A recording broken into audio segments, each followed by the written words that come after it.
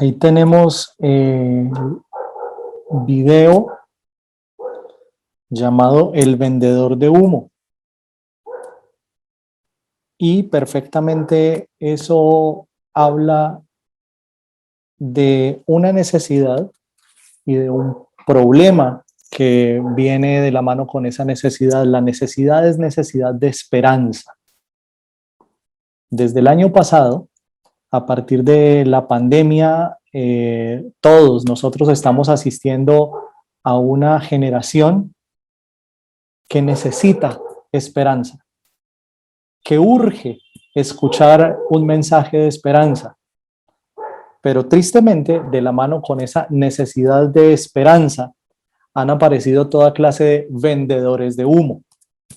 Vendedores de humo que tienen vestimenta de coach en muchos casos, vendedores de humo que tienen apariencia de entrenadores en la programación neurolingüística, y para el caso de la Iglesia del Señor, vendedores de humo que tienen la apariencia de los profetas que describe Jeremías en su libro en el capítulo 4, en el capítulo 6, que constantemente están anunciando paz, cuando en realidad hay guerra, que están anunciando abundancia, cuando la gente tiene hambre, que están anunciando sanidad y proclamando sanidad cuando la gente está enferma. Esta falsa esperanza, esta falsa ilusión, ha generado un discurso, y pudiéramos decir una nueva moda, que al día de hoy se difunde a través de la internet, que se llama el positivismo tóxico. De esa manera se ha identificado el tratar de darle esperanza a la gente con cosas que no son reales. Desafortunadamente, entre esas muchas cosas que identifican los expositores del positivismo tóxico, aparece también el evangelio, aparece también la teología, porque tienen una visión reducida de lo que es el evangelio, tienen una visión reducida de lo que es la teología, y de alguna manera los responsables de esa visión reducida de la fe cristiana, reducida del evangelio, reducida de la teología, somos nosotros mismos como predicadores del evangelio, cuando nos dedicamos solamente a hacer lo que hace unos minutos señalaba Pedro: solamente decrete, solamente proclame, solamente anuncie las cosas y tranquilo que le van a suceder. Y en ese sentido, los vendedores de humo no se quedan solamente allá afuera, sino que dentro de la misma iglesia del Señor hay mucho vendedor de humo que no conoce al Dios de la Escritura, que no conoce la palabra del Señor, y en virtud de eso el evangelio que presenta es un remedio del verdadero evangelio. Una de las preguntas que nos hacemos al día de hoy es: ¿por qué nuestros muchachos y muchos de nuestros hermanos de las iglesias, muchos de nosotros como pastores, estamos tomando posturas tan apasionadas en medio del momento político que vive nuestro país? Y vemos a muchos marchando, muchos participando activamente de un lado o de otro de la protesta, y mucho de eso tiene que ver con que estamos buscando esperanza. Estamos buscando un cambio, estamos buscando una transformación, pero valdría también la pena preguntar es si estamos buscando esa esperanza en el lugar indicado.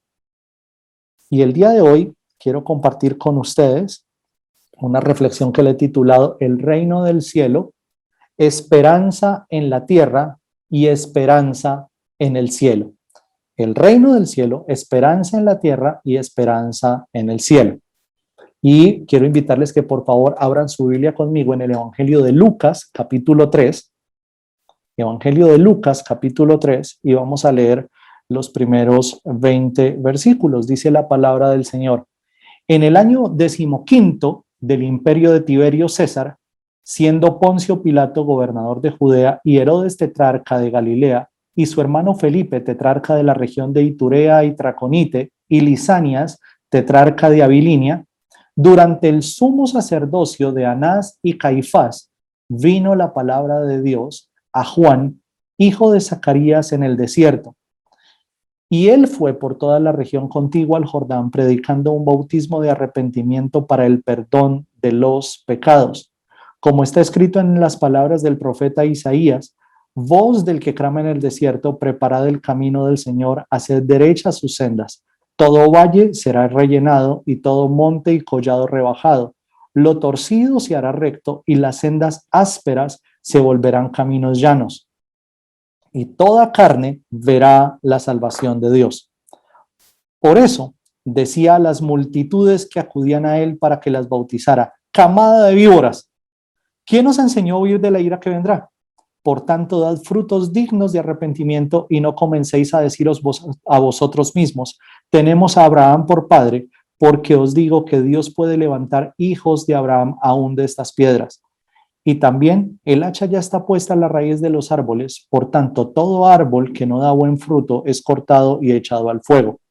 Y las multitudes preguntaban: ¿qué haremos entonces? Respondiendo él les decía: el que tiene 2 túnicas, comparta con el que no tiene; el que tiene que comer, haga lo mismo. Vinieron también unos recaudadores de impuestos para ser bautizados y le dijeron: maestro, ¿qué haremos? Entonces él les respondió: no exijáis más de lo que se os ha ordenado. También algunos soldados le preguntaban diciendo: ¿y nosotros qué haremos? Y él les dijo: a nadie extorsionéis, a nadie acuséis falsamente y contentaos con vuestro salario. Como el pueblo estaba a la expectativa y todos se preguntaban en sus corazones acerca de Juan, si no sería él el Cristo, Juan respondió diciendo a todos: yo os bautizo con agua, pero el que viene es más poderoso que yo, a quien yo no soy digno de desatar la correa de sus sandalias. Él os bautizará con el Espíritu Santo y fuego. El bieldo está en su mano para recoger el trigo, para limpiar completamente la era y recoger el trigo en su granero, pero quemará la paja en fuego inextinguible. Y también, con muchas otras exhortaciones, Juan anunciaba las buenas nuevas al pueblo. Pero Herodes, tetrarca, siendo reprendido por él por causa de Herodías, mujer de su hermano, y por todas las maldades que Herodes había hecho, añadió además a todas ellas esta: que encerró a Juan en la cárcel. Amén. El reino del cielo, esperanza en la tierra y esperanza en el cielo, es una manera como nosotros perfectamente pudiéramos al día de hoy responder a todo ese movimiento que se ha llamado el positivismo tóxico y que pretende poner al evangelio dentro de ese pensamiento mágico que no puede responder a las necesidades tangibles de la humanidad al día de hoy. ¿De qué manera? El reino del cielo es la esperanza que confronta. Y me parece muy especial que el evangelista, cuando comienza a describir el escenario en el que irrumpe el evangelio, nos presenta un escenario donde están presentes distintas formas de gobierno, distintas manifestaciones de gobierno. Dice que esto ocurrió en el 15º año del imperio de Tiberio César. De Tiberio César.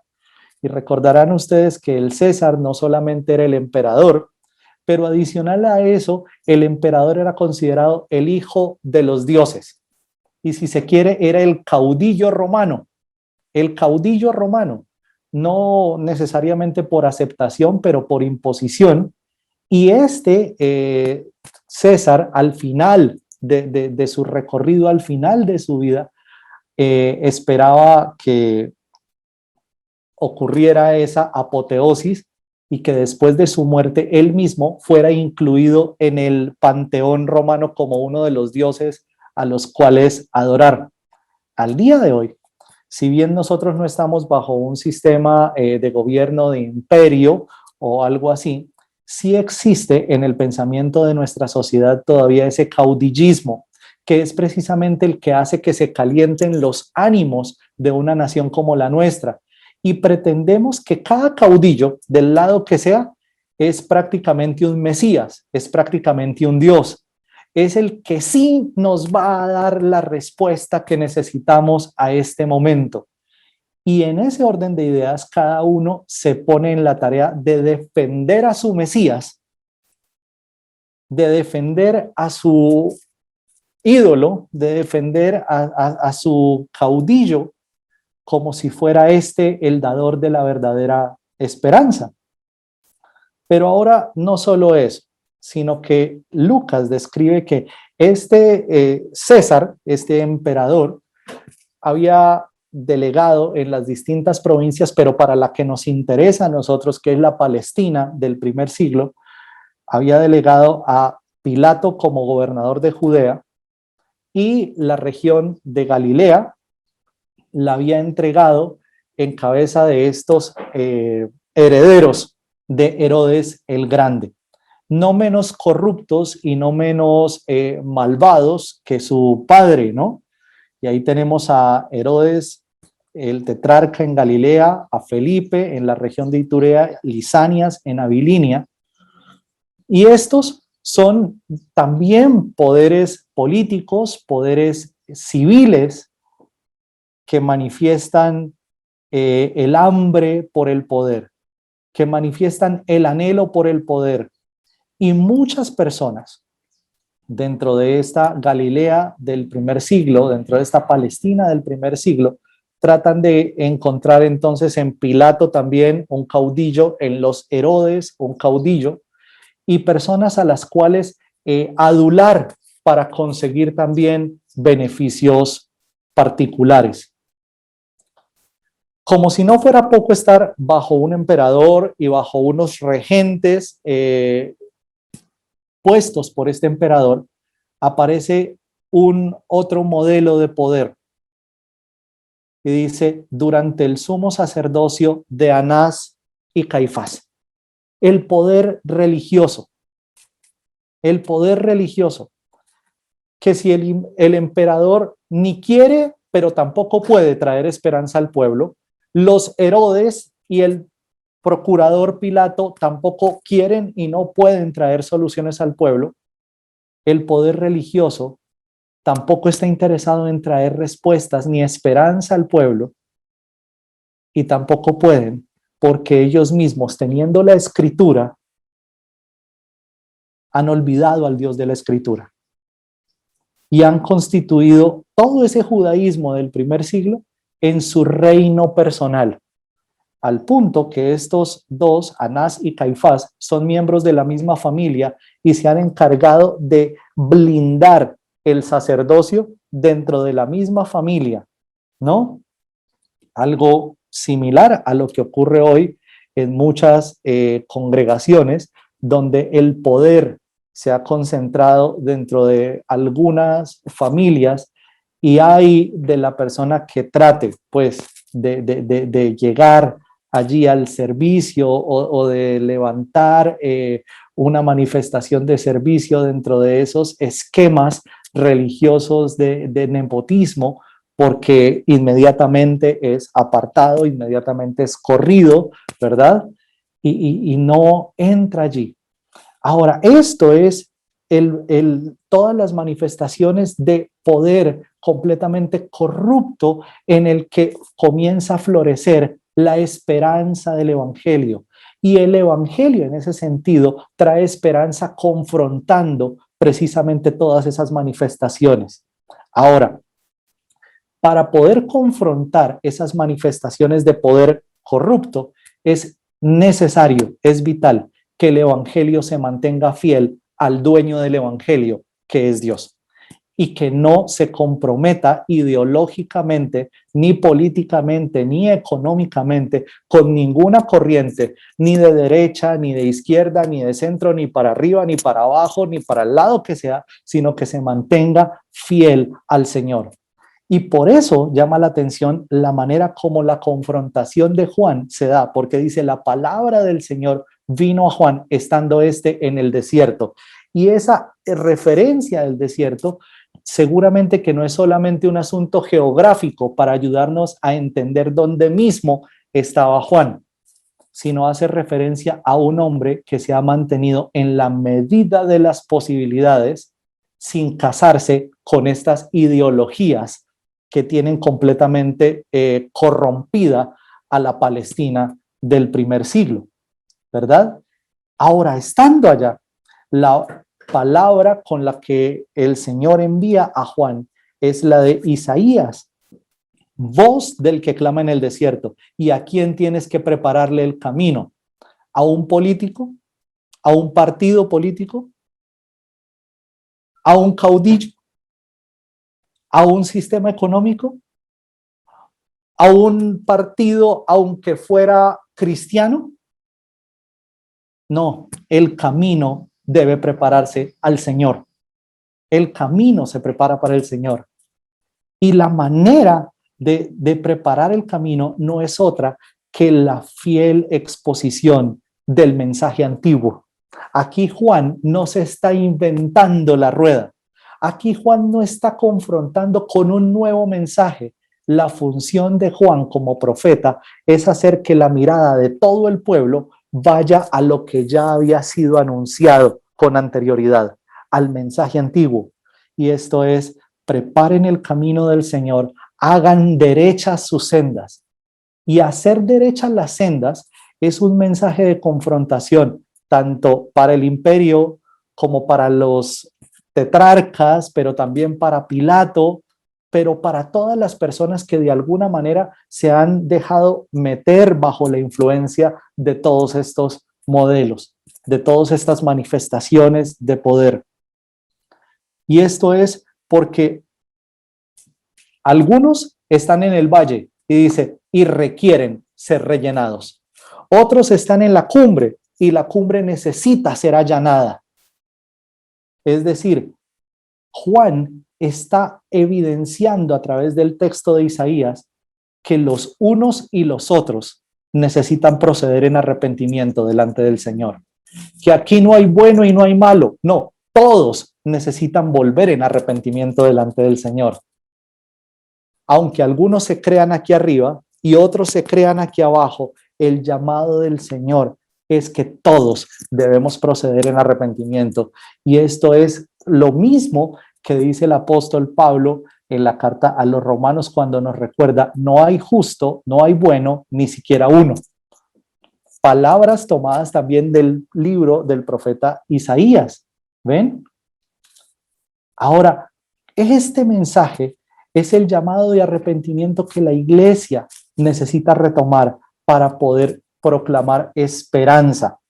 Y la esperanza que comienza a tener influencia aquí y ahora.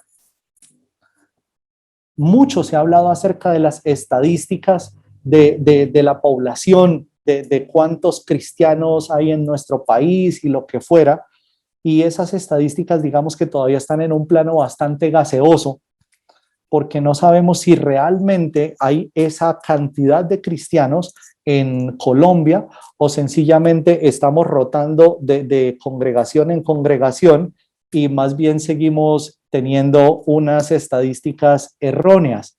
Pero indistintamente de cuántos llegáramos a ser, si verdaderamente estamos persuadidos, los que seamos, del arrepentimiento al que el Señor nos llama, ese arrepentimiento debiera producir en nosotros un cambio tan profundo que comenzara a producir frutos desde el lugar donde nos encontramos, en la casa, en el trabajo, en la iglesia, donde quiera nos encontremos, debiera comenzar la iglesia a ser un actor de confrontación desde su propio estilo de vida. Y pensamos, pero es que el pastor no necesita arrepentirse. Claro que sí. Nosotros como pastores somos los que primero necesitamos volver al Señor en arrepentimiento. Porque si nosotros como pastores estamos incapacitados para reconocer que hemos pecado, no podremos tampoco predicar el evangelio con libertad desde el púlpito y llamar a la iglesia al arrepentimiento.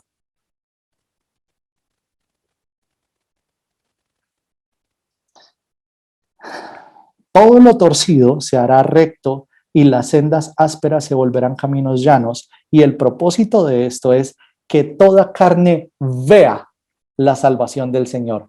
Y por ejemplo, una de las cosas que habla este positivismo tóxico es que el evangelio solamente anuncia una esperanza en el cielo porque la iglesia está imposibilitada para mostrar esperanza en el aquí y en el ahora. Pero por ejemplo, Juan está diciendo que toda carne verá la salvación aquí. Y es que la vida eterna no comienza allá en la eternidad, la vida eterna comienza aquí. La vida eterna comienza aquí, cuando usted y yo asumimos con seriedad, con determinación, con responsabilidad el llamado que nos ha hecho Jesús para ser sal y luz en medio de esta generación. Para no solamente quedarnos entre las cuatro paredes de la iglesia, sino que entendemos que el evangelio se vive en todo lugar donde Dios nos ha colocado. Y al día de hoy, quizá una de las manifestaciones más fuertes que tenemos nosotros de evangelio por la situación en la que estamos es el evangelio social, ¿no? El evangelio social, el evangelio de los ministerios de misericordia, la acción social y todo esto. Pero no quiero invitarles a ustedes a reducir tampoco el evangelio a esto, sino que podamos ir un paso más allá, haciendo de esto no eventos, sino estilo de vida. No eventos, como se mueve la humanidad a partir de eventos, a partir de actividades, a partir de brigadas, sino de estilo de vida. Y esto es la esperanza del reino del cielo, no solo confronta, sino transforma. Por eso decía a las multitudes que acudían a él para que las bautizara: camada de víboras, ¿quién os enseñó a huir de la ira que vendrá? Y esto es la gente que había estado durante mucho tiempo bajo la influencia de ese sacerdocio de Anás y Caifás. Ahora vienen buscando la esperanza en ese mensaje proclamado por el profeta Juan. Y cuando llegan, no viene Juan a decirles, ay, qué lindos, bienvenidos, ¿no? Sino un mensaje completamente impopular en la época de él, pero en la época de nosotros. Vamos a ver si decimos víboras a los hermanos, a ver quién queda, ¿no? ¿Sí? Pero viene la gente buscando, y Juan lo primero que hace es confrontarles con la necesidad de arrepentimiento y diciéndoles, necesitan ustedes dar frutos que evidencien que verdaderamente se han arrepentido. Y esto es lo mismo que el apóstol Santiago escribe cuando dice, la fe sin obras es una fe muerta. No es suficiente con decir yo creo, no es suficiente con decir yo soy cristiano, sino cómo mismo estamos viviendo al día de hoy. Y esto confronta con el nominacionismo, ¿verdad?, que tenemos al día de hoy. Es que yo soy cristiano porque es que yo vengo de una familia cristiana. Mi papá fue cristiano, mi abuelito fue cristiano, muchos, es que mi papá fue pastor, mi abuelito fue pastor, por defecto yo vengo al pastorado. Y dice Juan, no se trata de eso. Dice, si Dios quisiera levantar hijos de Abraham, los levanta desde las piedras. Aquí no hay un pedigrí espiritual, sino esto es un asunto personal. Cada uno, cómo está delante del Señor. Si cada uno ha creído, entonces, ¿dónde están los frutos de haber creído? Y en ese sentido, el evangelio trae una esperanza que transforma, pero llevándonos a una confrontación con lo que mismo somos cada uno de nosotros. Y el llamado de este producir obras, de este evidenciarlo con nuestra vida, tiene un sabor de urgencia escatológico, si se quiere. Y es el asunto de, el hacha ya está puesta a la raíz de los árboles, por tanto, todo árbol que no da buen fruto es cortado y echado al fuego. Y cuando pensamos en escatología, recuerden ustedes que no es solamente el apocalipsis, el dragón de las no sé cuántas cabezas, los jinetes y todo esto. No, desde el momento mismo en que nuestro Señor Jesucristo vino al mundo, comenzó el final de los tiempos. Y dice el profeta Juan, está diciendo, aquí ya está puesta el hacha. Y es inminente que todo árbol que no produce fruto será cortado y echado al fuego. Y la esperanza tiene esa urgencia de transformación a partir del dar frutos nosotros. Algo que llama la atención de toda esta protesta, de toda esta situación que estamos viendo nosotros en nuestro país, y ojo que aquí no estamos calificando que si es justo o es injusto, sino la protesta como tal, ¿sí? Es que queremos soluciones, queremos justicia, queremos equidad. Y la pregunta es, ¿y quién tiene que dar todas esas cosas? Y lo fácil es decir, el Estado. El Estado tiene que dar justicia, el Estado tiene que dar equidad, el Estado tiene que dar educación, el Estado tiene que dar comida. Pero ¿y dónde queda la responsabilidad que nos pone sobre los hombros a nosotros el Evangelio en todo esto?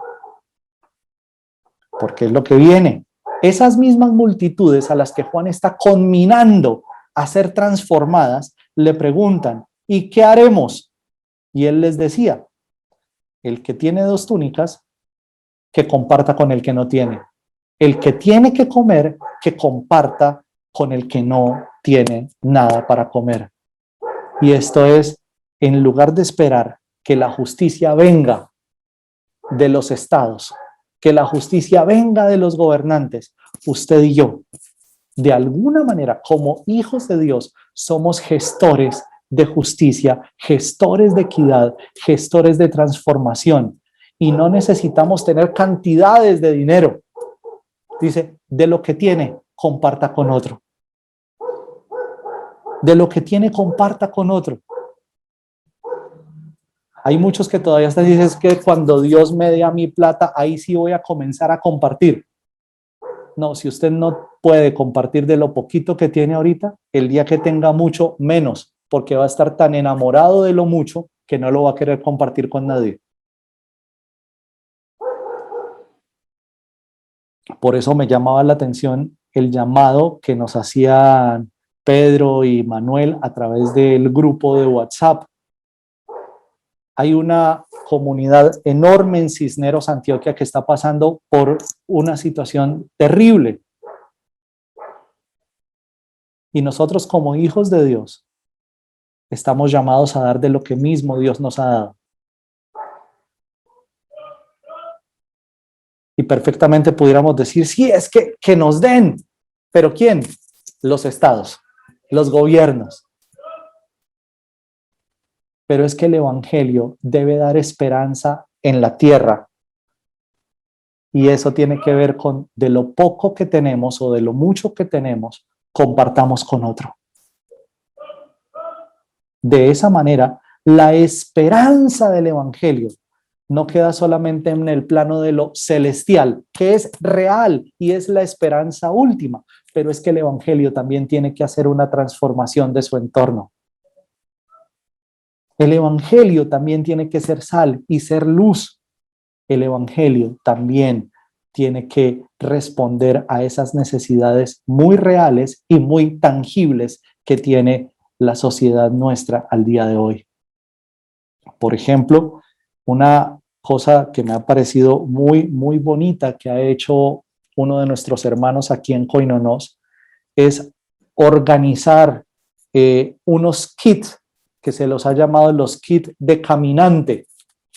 Y esto es porque la ciudad donde ellos se encuentran es paso obligado para muchos de los inmigrantes que tenemos aquí venezolanos, y una de las maneras de hacerle llevadera su carga, digamos, su peregrinaje es, pues si no les podemos solucionar la vida, por lo menos con un parcito de zapatos, con una gorrita, con un poco de comida para que su peregrinaje se haga llevadero. Y eso es una manera de ser esperanza en la tierra. Y esto poniendo una población como los venezolanos que están caminando por las vías de nuestro país, pero seguro que en su familia también hay gente necesitada, en su congregación hay gente necesitada. Y ya seguro todas las iglesias están respondiendo de manera activa a esas necesidades, con un mercado, con un recibo de servicio público, con un medicamento, lo que fuera. Pero es justamente eso, el asunto de dar, de compartir y de responder con una esperanza aquí y ahora. Vinieron también unos recaudadores de impuestos y estos, digamos que no eran populares en la época de Jesús, y al día de hoy en medio de una reforma tributaria tampoco son populares, ¿no? Y dice, aún esos venían a escuchar la palabra del Señor y dice, y maestro, ¿y nosotros qué haremos? Entonces Juan les responda, no exijan más de lo que se les ha ordenado. No exijan más de lo que se les ha ordenado. Es decir, ya tienen una tarifa, cobren la tarifa y punto. Cobren la tarifa y punto. Y llama la atención esto, porque ocurre que en el reino del cielo hay cabida tanto para el recaudador de impuestos, recuerden ustedes Mateo, como para los celotes. Y ahí está Simón también. Y esto nos recuerda que en el reino del cielo parte de la esperanza es que la iglesia de Cristo tiene puertas abiertas para los que están en una orilla de este conflicto y para los que están en la otra orilla de este mismo conflicto. Porque la iglesia no se debe a una ideología, la iglesia se debe a su Señor, que es Cristo, el mismo Cristo que le abrió los brazos a los unos y a los otros. Otros personajes impopulares que aparecen ahí en escena. También algunos soldados le preguntaron diciendo, ¿y nosotros qué haremos? A nadie extorsionéis, a nadie acuséis falsamente y contentaos con vuestro salario. Y Juan evidencia la manifestación de corrupción que había en estos soldados romanos en el primer siglo y los llama abiertamente a arrepentirse. Y esto habla de que si bien muchos de ellos habrán hecho cosas buenas, también había una conducta pecaminosa y Juan, en medio de esa transformación de la esperanza, los confronta con su pecado, llamándolos al arrepentimiento y por supuesto a dar fruto. Y en esa multitud, en esos recaudadores de impuestos, en esos soldados, está representada la influencia del emperador, de Pilato, de los Herodes, de los sacerdotes. Cómo se vive esa corrupción de allá arriba, aquí abajo en el pueblo. Pero la esperanza no puede quedarse solamente en un sentido de esto social, porque de lo contrario estaríamos incurriendo en esa reducción que ya décadas atrás se quedaron haciendo los teólogos de la liberación aquí en Latinoamérica, ¿no? El evangelio para el pobre, la liberación de los regímenes y todo eso, sino que la verdadera esperanza, el reino del cielo, que es esperanza en la tierra, pero que es esperanza en el cielo, al final de cuentas debe invitar a la gente a poner su mirada en el único que nos ha sido dado desde el cielo, que se llama Cristo. Como todo el pueblo, dice, estaba la expectativa, y todos preguntaban en sus corazones acerca de Juan, si no sería él el Cristo. Y de nuevo, el ser humano fue creado para adorar. El ser humano fue creado para adorar. Y por defecto, si no adora a Dios, va a adorar cualquier otra cosa. Pero siempre vamos a estar en función de adorar. Y la expectativa de la salvación, la expectativa de la esperanza, de alguna manera provoca adoración a algo. Y tenemos aquí en nuestro país adoración a caudillos, adoración a caudillos, adoración a movimientos políticos, adoración a ideologías, adoración a líderes religiosos. y por donde el hombrecito diga, por ahí se vota todo el mundo, ¿sí? Juan perfectamente hubiese podido quedarse él con la atención de todo el pueblo, porque todos estaban a la expectativa y porque el mensaje de Juan estaba provocando, si se quiere, para utilizar un lenguaje bastante contemporáneo, una resistencia, ¿sí? A lo que mismo estaba ocurriendo allá. Pero noten ustedes que la fidelidad de Juan está con Dios y no con un movimiento político. Está con Dios y con su escritura y no con el ansia de poder. Porque frente a esa expectativa de la gente, Juan responde diciendo, yo los bautizo apenas con agua. Es decir, lo único que yo tengo para darles a ustedes es bautismo con agua. De manera que no me miren a mí.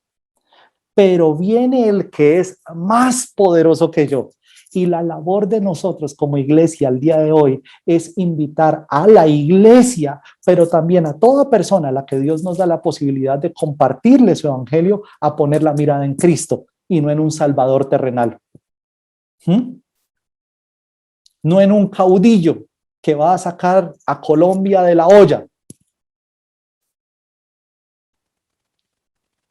Porque es que lo que verdaderamente necesita nuestro país es nacer de nuevo.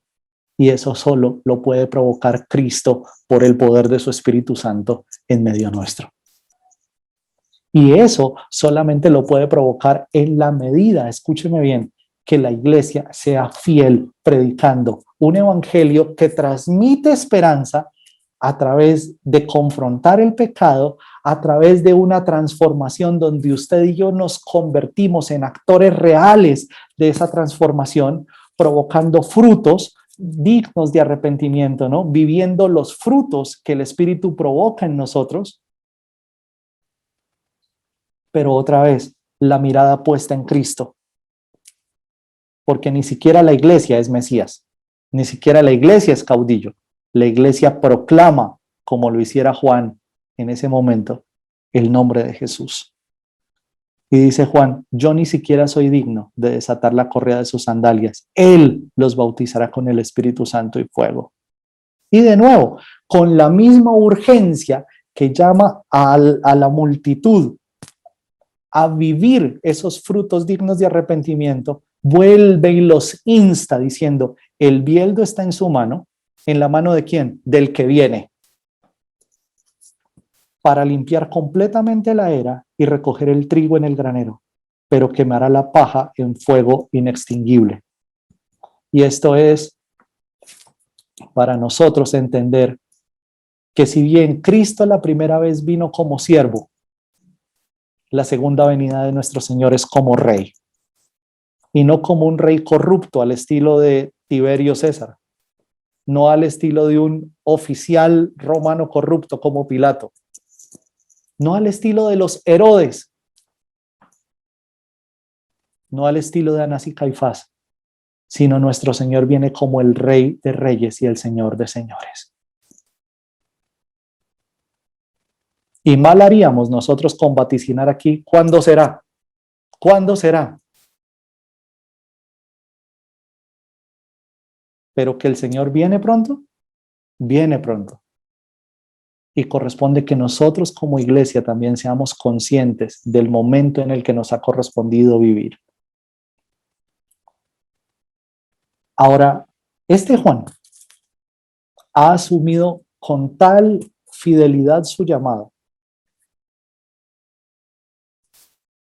que sigue exhortando al pueblo y esta porción del Evangelio termina con una nota, pudiéramos decir, triste, porque dice, Herodes, el tetrarca, siendo reprendido por él a causa de Herodías, la mujer de su hermano, decidió añadir a sus muchas maldades una más, y fue poner a Juan en la cárcel.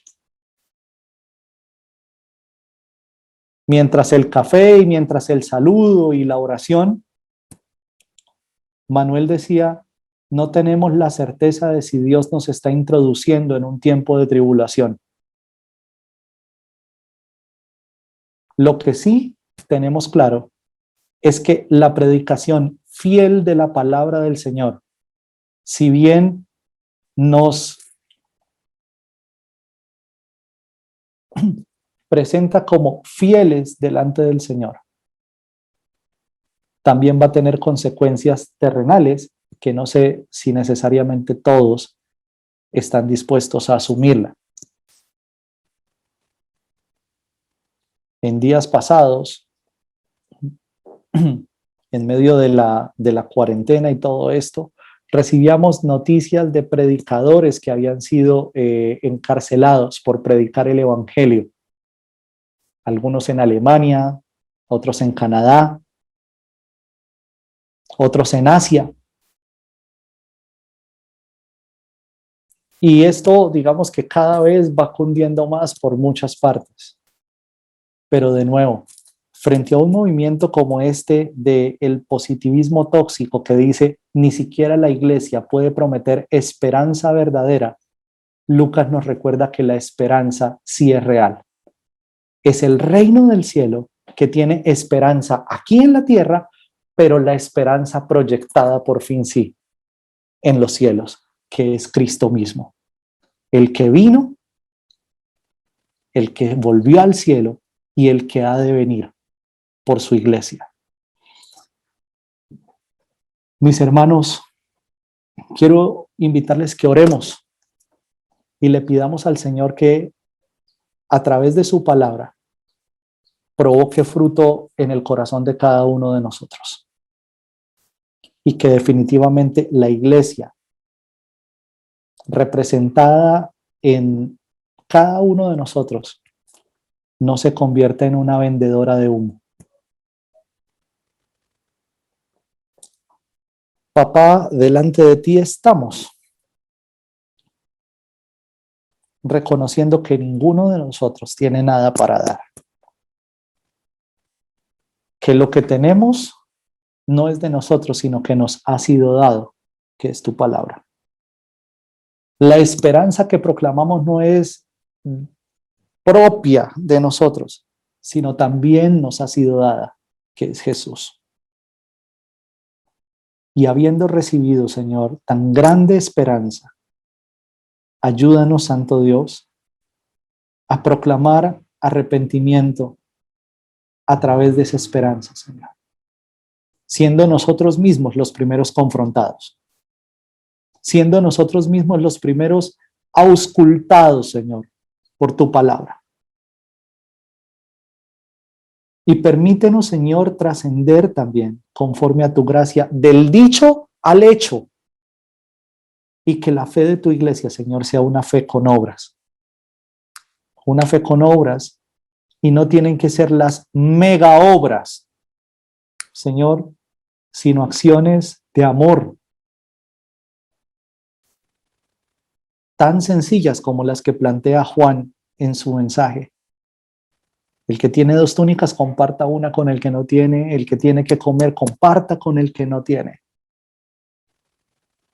Señor, danos la gracia, Dios, de dar de gracia de lo que de gracia hemos recibido.